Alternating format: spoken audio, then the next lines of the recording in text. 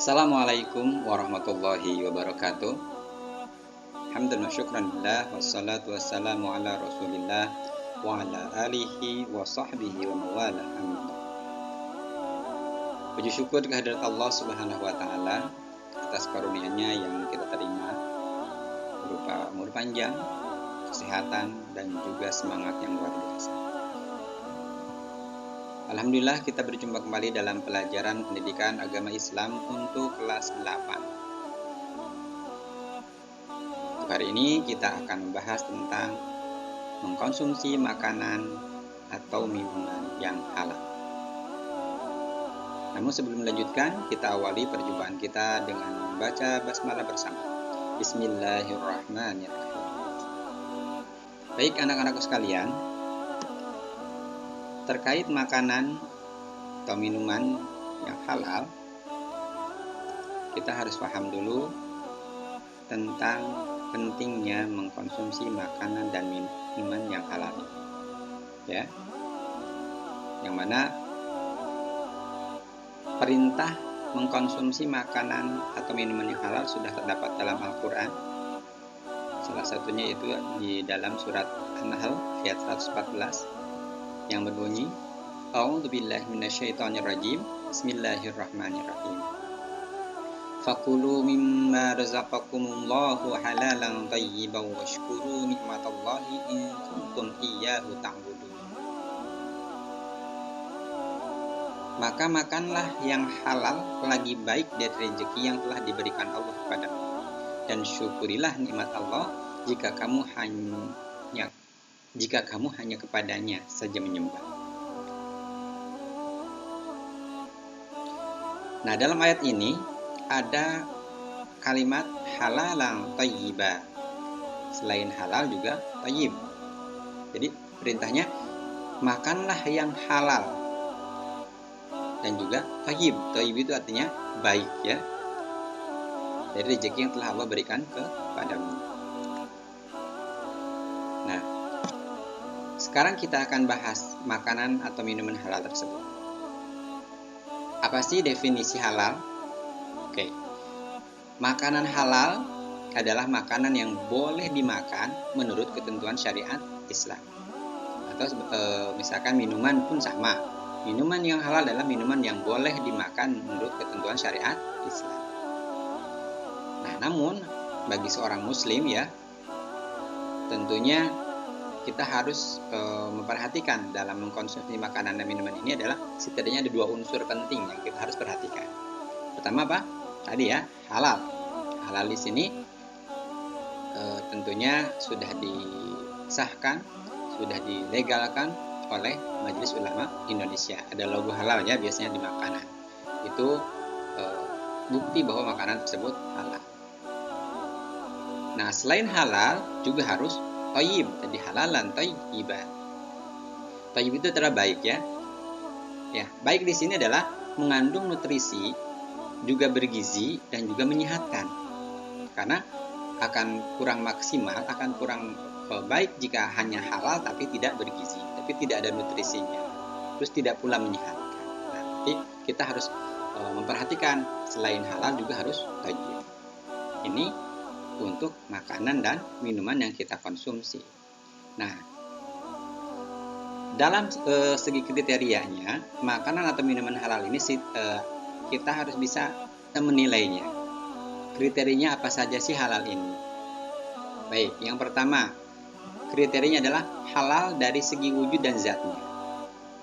Yang kedua, halal dari cara memperolehnya. Dan yang ketiga adalah halal dari cara pengolahannya. Baik, yang ketiga tadi kita akan kupas satu persatu, ya. Yang pertama, halal dari segi wujud dan zatnya. Halal dari segi wujud dan zatnya yaitu makanan atau minuman yang memenuhi kriteria sebagai berikut. Pertama, tidak diharamkan oleh Allah Subhanahu wa taala dan Rasul-Nya. Tidak kotor dan menjijikan, tidak membahayakan badan, akal atau agama. Contoh misalkan nasi, lauk pauk yang ikan, sayuran, buah-buahan, minumannya susu, kan, jus, masih banyak yang pastinya Allah tidak melarangnya untuk makan dan tidak membahayakan jiwa, juga tidak menjijikan, itu boleh dimakan. Berbeda kasusnya misalkan kalau misalkan diharamkan oleh Allah dan Rasulnya seperti daging babi, ya, darah, terus yang misalkan kotor dan menjijikan, kecoa, lalat, cacing, dan yang lainnya. Dan ada lagi misalkan yang membahayakan badan, akal, dan agamanya. Contoh narkoba, minuman keras. Nah, hal-hal yang membahayakan badan, membahayakan akal, dan membahayakan agama itu dilarang, diharamkan, ya. Itu dari segi wujud dan zat. Sekarang yang kedua, halal dari segi memperolehnya. Ya, makanan dan minuman yang kita konsumsi tentunya bukan hanya dari zatnya yang halal, tapi juga harus diperoleh dengan cara yang halal. Karena makanan dan minuman yang halal tadinya bisa jadi haram jika cara memperolehnya tidak halal. Contoh misalkan nasi goreng, halal dong, itu nasi makanan favorit di Indonesia. Tapi kalau misalkan membelinya, uangnya diperoleh dengan cara yang tidak baik, uangnya hasil mencuri, atau misalkan membelinya tidak dengan cara yang benar, harganya 15.000, kita hanya membayar 5.000 tanpa sepengetahuan, misalkan dengan cara-cara yang tidak baik, maka makanan yang seperti ini yang tadinya halal bisa menjadi haram.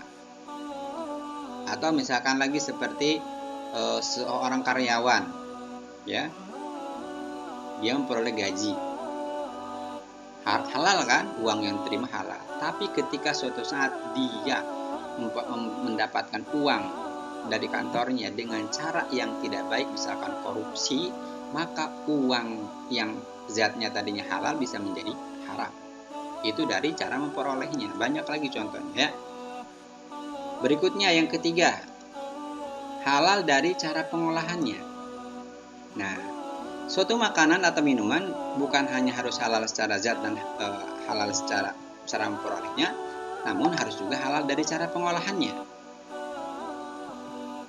Contoh misalkan ayam secara zat halal karena itu dianjurkan, banyak gizinya di sana terdapat, ya. Namun ketika ayam tersebut disembelihnya tidak dengan syariat, disembelihnya bukan oleh orang muslim, terus tidak disembelihnya tidak dengan ketentuan yang benar, maka hukumnya ayamnya tidak boleh dimakan, menjadi haram karena pengolahannya tidak benar. Misalkan ada lagi, kita datang suatu restoran, kita di sana melihat rendang, makanan kesukaan kita, misalkan. Rendangnya rendang kambing. Nah, apabila kambing tersebut tidak disembelih dengan cara yang syar'i, tidak disembelih dengan ketentuan Islam yang benar, maka walaupun tadinya kambing halal, ketika diolahnya haram, tidak dengan benar, maka menjadi haram, dagingnya tidak boleh dimakan.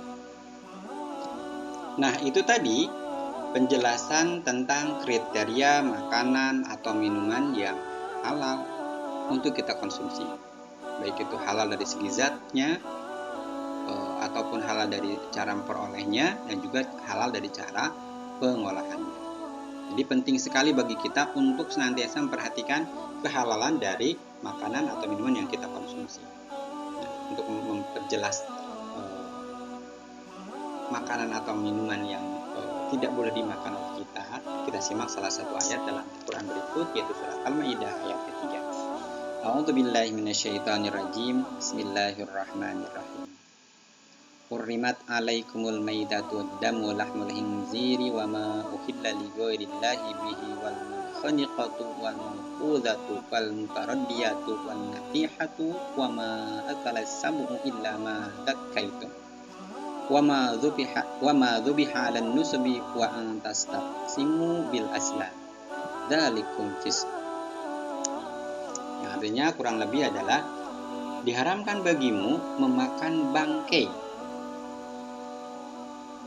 darah, daging babi, terus lagi daging hewan yang disembelih atas nama selain Allah, yang tercekik, yang terpukul, yang jatuh, yang ditanduk, dan diterkam binatang buas, kecuali yang sempat kamu menyembelihnya.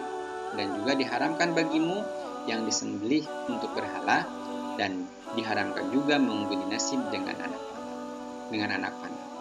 Mengundi nasib dengan anak panah itu adalah fasik.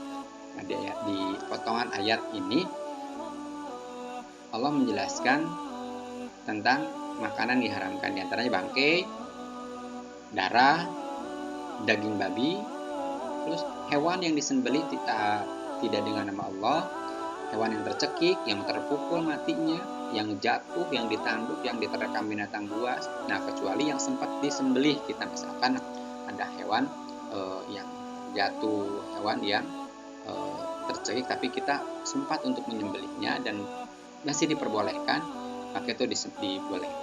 Dan juga diharamkan sembelihan yang dipersembahkan untuk berhala. Ya, itu tadi tentang penjelasan makanan-makanan yang tidak boleh kita konsumsi. Nah, berikutnya, apa sih hikmah dari mengkonsumsi makanan atau minuman yang halal tersebut? Kenapa harus makan minuman yang halal? Kita perhatikan. Karena dari mengkonsumsi makanan dan minuman yang halal ini, pertama kita akan mendapatkan ridho Allah. Karena Allah sudah memerintahkan kita untuk memakan minuman yang halal, maka yang pertama kita akan mendapatkan ridho Allah. Yang kedua, karena tadi kita makan yang halal dan yang thayyib, yang bergizi, yang bernutrisi pun, maka kita akan terjaga kesehatannya, dilindungi dari penyakit-penyakit. Apalagi di masa pandemi ini, yuk makan minuman yang halal dan sehat untuk menjaga imunitas tubuh kita agar kuat, terhindar dari virus corona, dan juga ketika virus itu ada di sekitar kita kebal terhadap virus tersebut. Berikutnya lagi, hikmah dari mengkonsumsi makanan minuman yang halal adalah mencerdaskan diri. Ya, otak akan mudah untuk dibawa berpikir karena makanannya halal dari Allah Subhanahu wa taala. Berikutnya lagi, rajin beribadah. Berikutnya lagi, akan memiliki akhlak mulia. Jadi mungkin hati-hati selama ini, kok otak kita susah dibawa belajar, kok kita malas beribadah, kok akhlak kita nggak mulia, kok akhlak kita kurang bagus. Mungkin makanan minuman yang kita konsumsi ini ada diantaranya yang tidak halal. Naudzubillah ini. Nah, itu tadi penjelasan tentang mengkonsumsi makanan atau minuman yang halal. Semoga apa yang kita pelajari hari ini sedikit banyak mempengaruhi terhadap aktivitas konsumsi makanan minuman kita, agar senantiasa memperhatikan kehalalan dan kethayyiban dari makanan atau minuman tersebut. Kita tutup perjumpaan kita hari ini dengan mengucapkan hamdalah bersama, alhamdulillahirabbil alamin, dan doa kafaratul majlis, subhanakallahumma bihamdika asyhadu an la ilaha illa anta astaghfiruka wa atubu ilaik. Sampai jumpa lagi di materi berikutnya. Jika ada yang salah, itu datangnya dari Bapak pribadi dan kebenaran hanyalah milik Allah Subhanahu wa taala. Wallahu a'lam bishawab. Allahumma waffiq li aqwamit thoriq. Wassalamualaikum warahmatullahi wabarakatuh.